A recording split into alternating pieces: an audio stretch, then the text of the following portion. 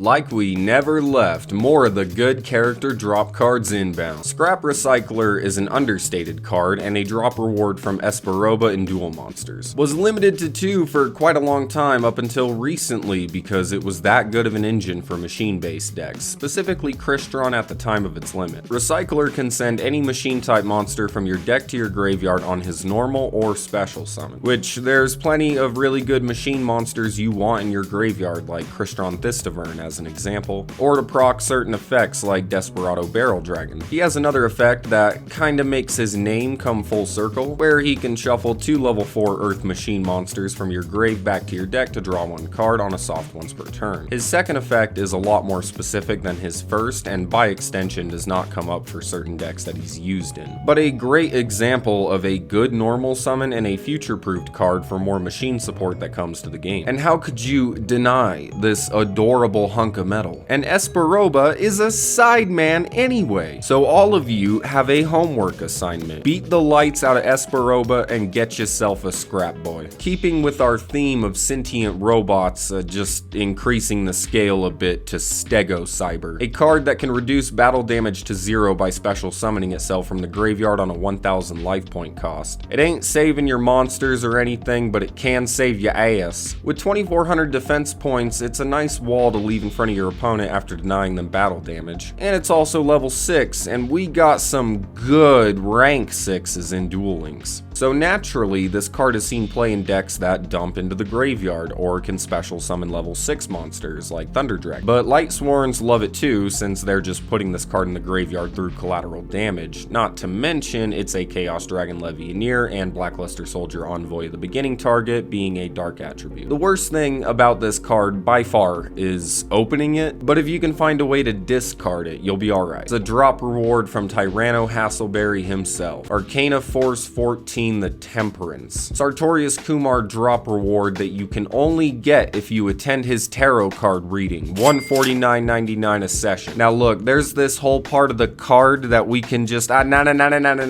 This is a hand trap. You can discard it during damage calculation to reduce that damage to 0. Probably the second best purely free-to-play hand trap behind Type.Raw. And by purely free-to-play, I mean unboxed cards. So you'll hear me say that a lot in this series. Even I have used Temperance recently as a hand trap in Burning Abyss. And this card actually got a buff when Link Monsters came out, simply because White Princess got phased out of everything, and I chose it over White Princess in Burning Abyss for about a day, and then I took it out. But the point is, this is a good card. So long as we're ignoring that other weird tarot card stuff it does. Rainbow Life is the life we wish we all had. That Jesse Anderson life, that Jesse Anderson status, the houses, the women, the boats he doesn't need. All that cash. Only gaining life points from now on. And he's got about 1 million life points now. Limited to 2 purely free-to-play card, discard a card, and all the damage you would take this turn, you gain that much in life points instead. Limited to 2 to prevent it from being run alongside other stall shenanigans such as Kiteroid and Hollowed Life Barrier. Now, the way that you use this card is to wait for an opponent's attack, then use it and you'll gain life points since they can't stop their attack anymore. It's a staple more than anything, just these days vastly inferior to other limit 2s. It's just something we're not gonna get. We will never understand the Jesse Anderson lifestyle.